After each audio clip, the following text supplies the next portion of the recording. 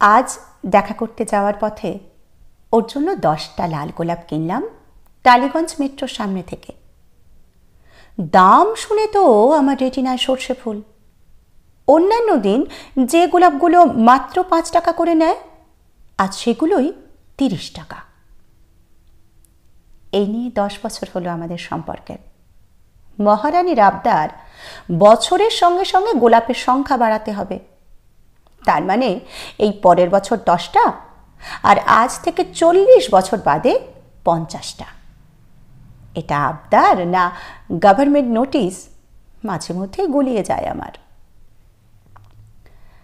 আজ এই নিয়ে প্রায় 3729 বার প্রপোজ করতে হলো ওকে। এই প্রপোজ ডেফে তো একটা অজুহাত মাত্র। প্রথম প্রথম মহিলা ভালোভাবে প্রত্যুত্তর দিতেন, তারপরে একটা নতুন কায়দা শিখলেন। প্রায় ঘাড় ধরিয়ে প্রপোজ করিয়ে নেওয়ার পর চুপ করে আকাশের দিকে তাকিয়ে থাকতেন। আমি যখন বলতাম, কি রে উত্তর দিলি না যে, অনেকক্ষণ চুপ করে থাকার পর মুচকি হেসে বলতেন, ভেবে দেখব। আর আজ তো কিছুই বললেন না। খানিকক্ষণ চুপ করে থাকার পর একটা মৃদু হাসির শব্দ পেলাম মনে হলো। বুঝলাম ওটাই ওর উত্তর। চকোলেট নিয়ে হ্যাংলামোর একটা লিমিট থাকে। একবার অটোয় করে যেতে যেতে একটা বাচ্চা ছেলের ক্যাডবেরিতে টুক করে ভাগ বসিয়ে দিয়েছিলেন ভদ্রমহিলা। ব্যাস, তারপর কি কাণ্ড! লোকের খিদে পায়, কবিতা পায়, ওনার চকোলেট পায়। তবে মোটা হয়ে যাওয়ার ভয়ে কখনোই নিজের টাকায় কিনে খায় না। আজ ওর জন্য একটা বড় চকোলেট কিনে নিয়ে যাওয়ার সময় দেখলাম রাস্তার অন্য পারের ফুটপাতে একটা ছেলে তার প্রেমিকার জন্য একটা আমার মতোই বড় চকোলেট কিনে নিয়েছে। দেখে মনে হলো তার মানে আমি একা নই। আজ শরীরটা খারাপ থাকায় আর দেখা করতে যেতে পারিনি, এরকমটাই মহিলাকে জানিয়েছি। আসলে গোলাপ আর চকোলেট তাও ঠিক আছে, কিন্তু এই বয়সে একটা বুড়ো লোক বাচ্চা বাচ্চা ছেলে মেয়েদের মাঝখানে দাঁড়িয়ে গোলাপি আর হলুদ টেটিগুলোর মাঝে কোনটা বেশি নরম সেটা দেখার জন্য বাজাবাজি করছে, এটা কি ভাবা যায় বলুন তো? তাই এই টেডি ব্যাপারটা অনলাইনে কিনে ওর ঠিকানায় কুরিয়ার করে দিই। প্রথম বছর মহারানী একটু রাগারাগি করেছিলেন, কিন্তু তারপর পরের 2 বছর, মানে এই শেষ 2 বছর আমার অসুবিধাটা মহারানী বুঝতে পেরেছেন, আর কিছু বলেননি। তুমি দিনে 5টার বেশি সিগারেট খাবে না, প্রমিস? আমি ছাড়া অন্য কোনো মেয়ের ছবিতে লাভ রিয়াক্ট দেবে না, promise? I like your salt and pepper look, so you are not going to dye your hair, promise? এই ছিল মহিলার গত 3 বছরে প্রমিস করানোর নমুনা। এই যৎসামান্য প্রমিসিং এজেন্ডা নিয়ে যে মানুষটা গত 3 বছর ধরে দিনের পর দিন আমাকে সহ্য করে গেছে, তাকে ভালো না বেশে থাকা যায় বলুন?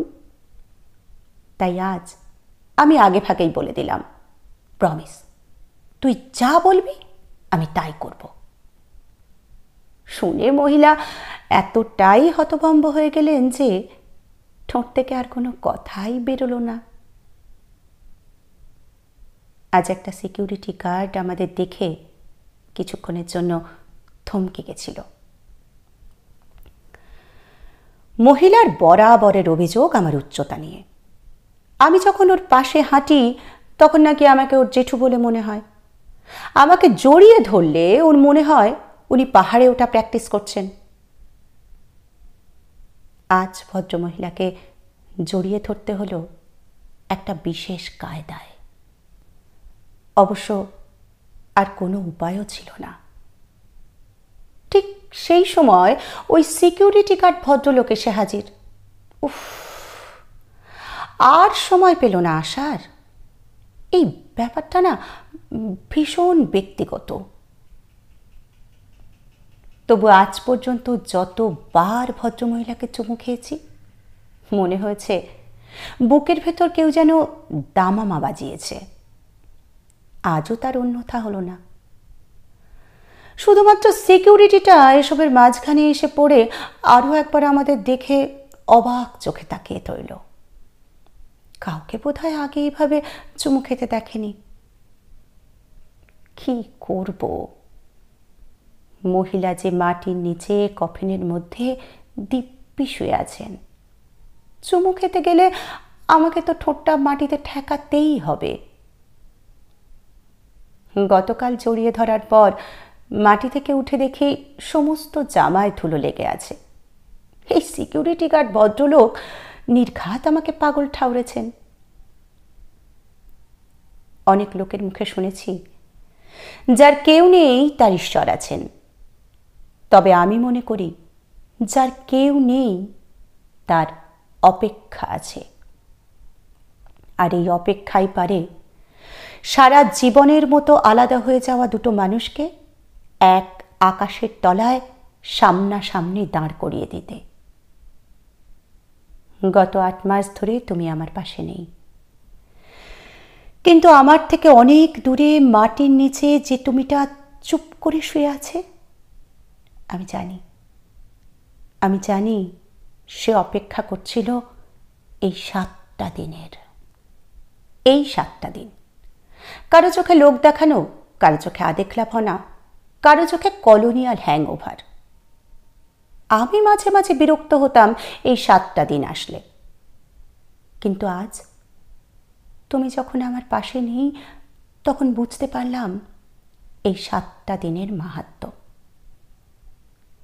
এই যে বছরের নির্দিষ্ট 5টা দিনে ধুমধাম করে দুর্গাপুজো পালন হয়, এই যে বছরের নির্দিষ্ট একটা দিনে ঈদ পালন করে মানুষ, এই যে বছরের নির্দিষ্ট একটা দিনে সমস্ত শহর ঝলমল করে ওঠে ক্রিসমাস পালন করার জন্য, এগুলো তো বছরের যে কোনো দিন হতে পারত।